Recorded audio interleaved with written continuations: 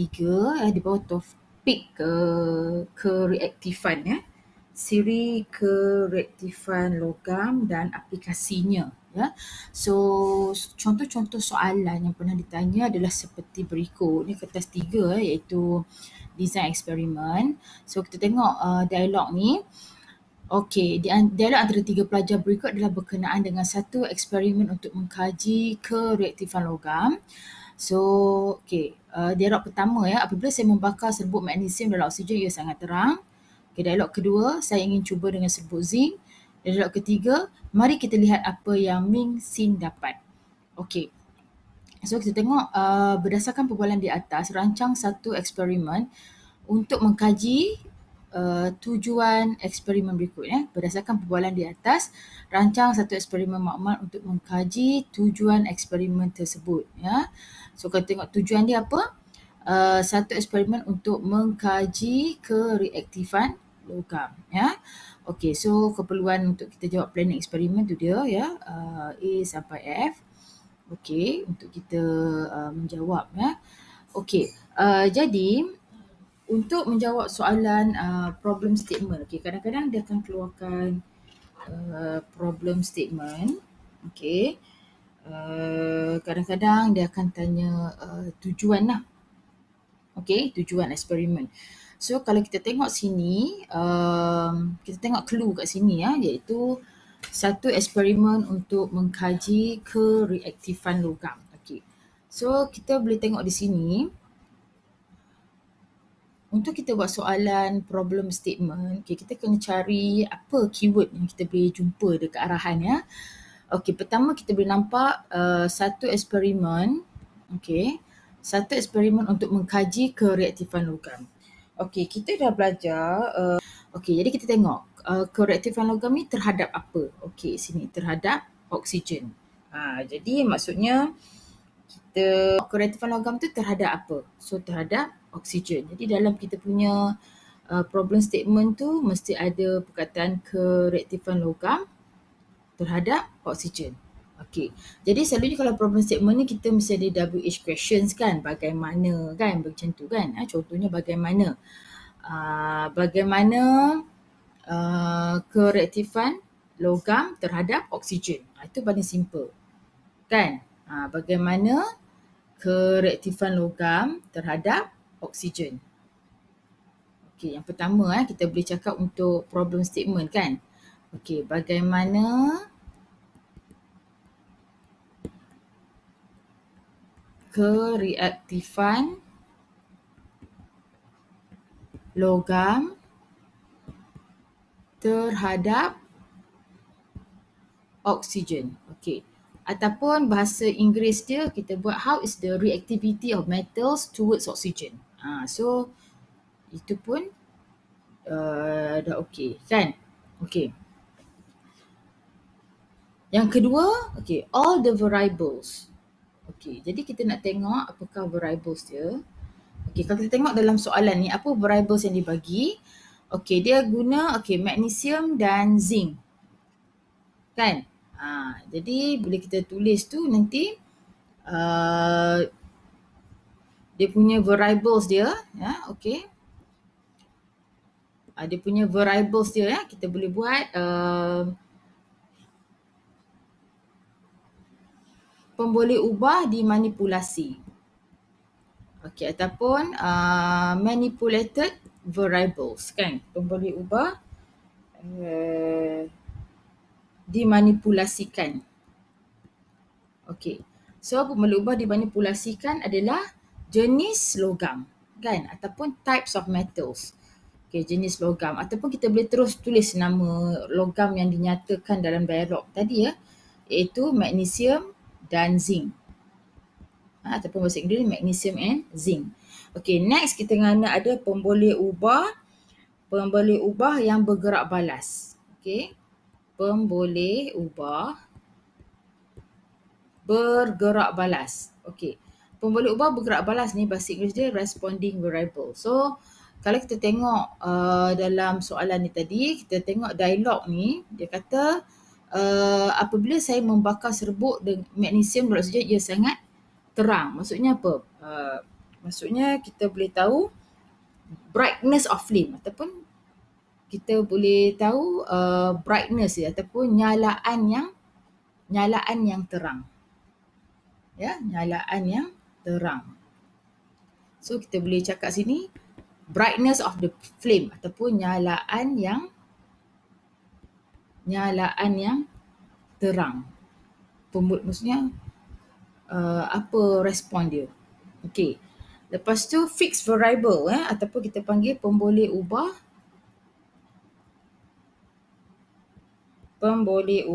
dimalakan ataupun fixed variable. So kalau kita tengok cuba kita fikir apa pemboleh ubah yang kita boleh malakan. Jadi kalau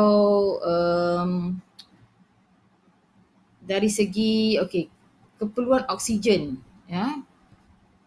Oksigen adalah pemboleh ubah yang dimalakan.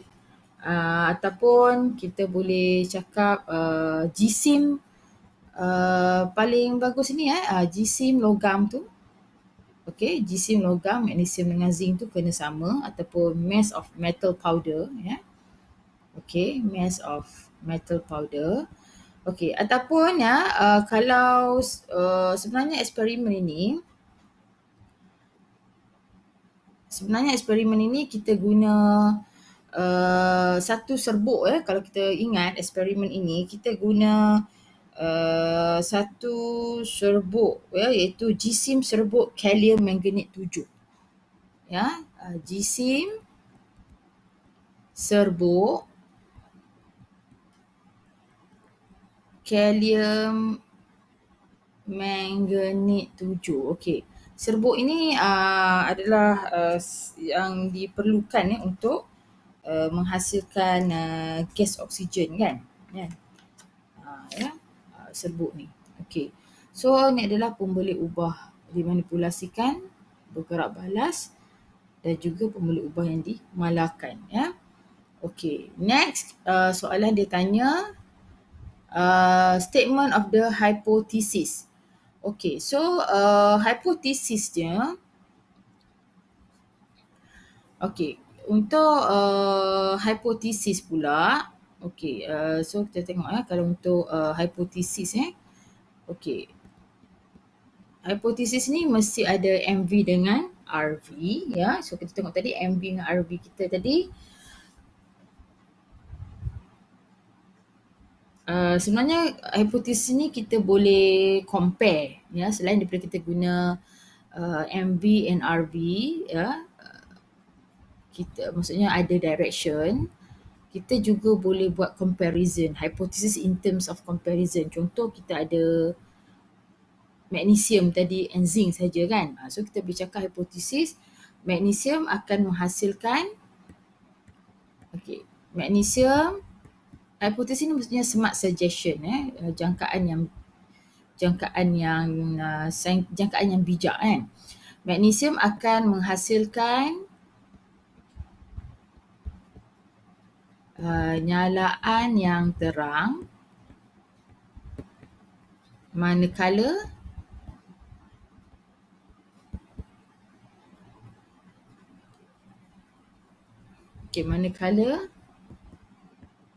zinc akan menghasilkan nyalaan yang kurang terang.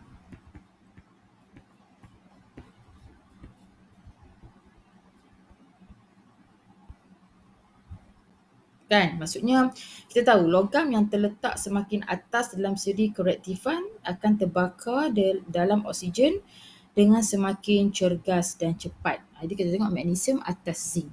Dia basic ingredient from kita compare magnesium will produce bright flame but zinc will produce less bright flame. Macam tu kita boleh sebutlah dia punya hipotesis dia. Okey.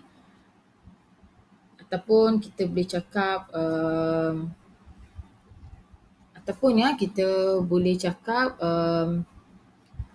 nyalaan kita boleh bagi jawapan nyalaan akan berkurangan ya. Kalau kita tengok sini dia punya MV dia. Okey, nyalaan dia ya. Okey. Kalau kita tengok sini, nyalaan berkurang kan.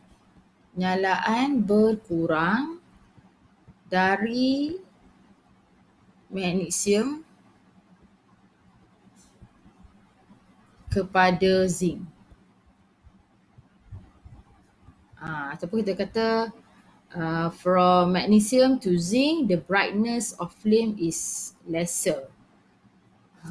From magnesium to zinc, the brightness of the flame is lesser. Ataupun kita compare dekat atas tu. So ni adalah contoh hipotesis ya. Okay, next. Yang ketiga, kita tanya tentang list of materials and apparatus. Okay, list of materials dengan apparatus dia.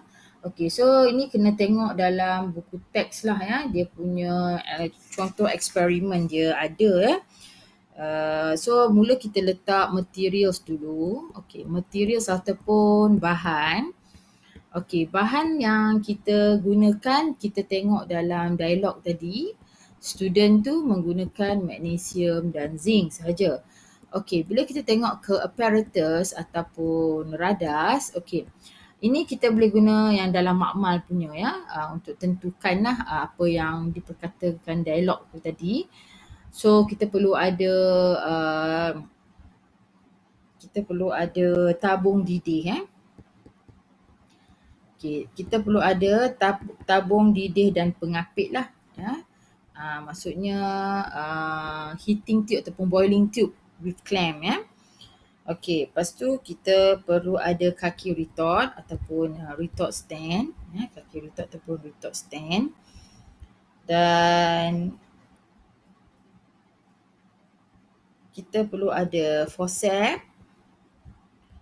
Okay, kita perlu ada penunu Bunsen ataupun Bunsen burner. Dan juga kita ada spatula lah ya. Dan bahan ni lagi satu, kita boleh tambah serbuk yang penting tu ya. Iaitu kita serbuk ataupun bahan kimia yang penting tu kita panggil serbuk, walaupun tak diberitahu dalam dialog tadi, tapi ni kena tahulah untuk eksperimen ni perlu ada serbuk kalium manganate 7 ya, potassium manganate 7 powder. So serbuk ni penting lah untuk menghasilkan gas oksigen ya. Okay, so itu dia punya apparatus dia ya. Okay, sebelum kita bincangkan soalan materials and apparatus, okay, cikgu nak tunjuk dululah ini yang ada dalam buku teks ya. Tindak balas antara logam dengan oksigen, iaitu eksperimen, set up eksperimen untuk menyiasat kerektifan logam dengan oksigen. Jadi cara pemasangan set up dia adalah di sini ya. Potassium manganate 7 ataupun serbuk kalium manganate 7 ni letak dekat belakang. Fungsinya adalah mengeluarkan gas oksigen bila dipanaskan. Dan kita letak sini gelas wool ataupun wool kaca untuk mengelakkan magnesium powder daripada bercampur dengan serbuk potassium manganate 7 tadi. Dan ni adalah, dan semua ni mesti diletakkan di dalam tabung didih ya. Kita guna spatula lah untuk masukkan. Dan magnesium powder ni letak di atas asbestos paper ya, ataupun kertas asbestos ya.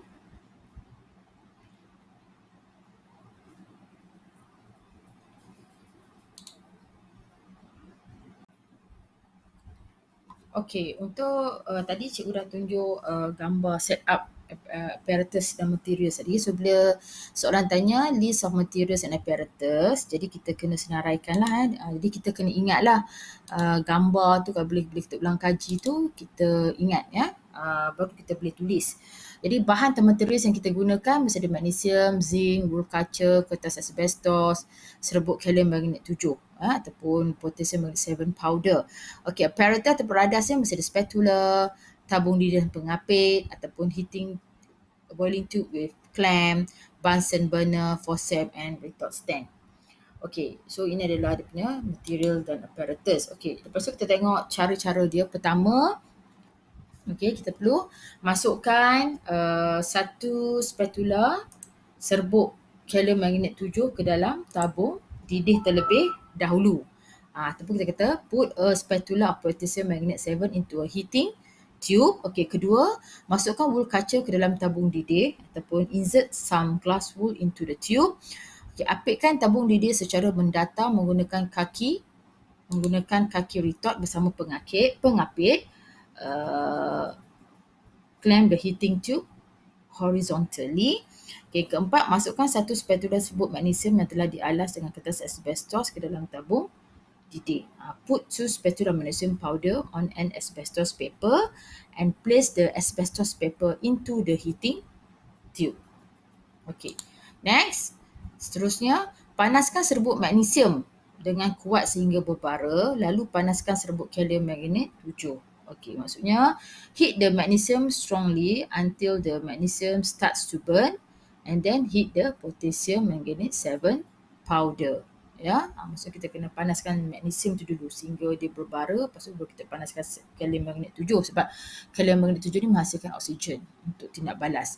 Okay, 6, perhatikan dan catatkan kejegasan oksigen dan perubahan warna logam semasa panas dan sejuk. So observe and record the observation of the reactivity of the magnesium react with oxygen and the color changes when it is hot and cold. Okey, nombor 7, ulangi langkah 1 hingga 7 dengan menggunakan serbuk zinc pula. Repeat experiment by replacing magnesium with zinc. Okey, seterusnya, soalan seterusnya adalah last sekali adalah tabulation of data. So tabulation of data ni senang sahaja, tak susah ya. Kita perlu buat table lah kita perlu buat table dia ya. So table dia senang sahaja. Okey, table dia senang sahaja. Apa kita perlu buat adalah table ya. Perlu ada table yang ada MV dan RV. Okey, so MV dia adalah metal ataupun logam, okey. Dan just kita letak observation ataupun pemerhatian ya. So kita ada 2 kolom sajalah. Okey, magnesium and zinc. So tak perlu isi apa-apa. So ini pun kita dah dapat 2 markah.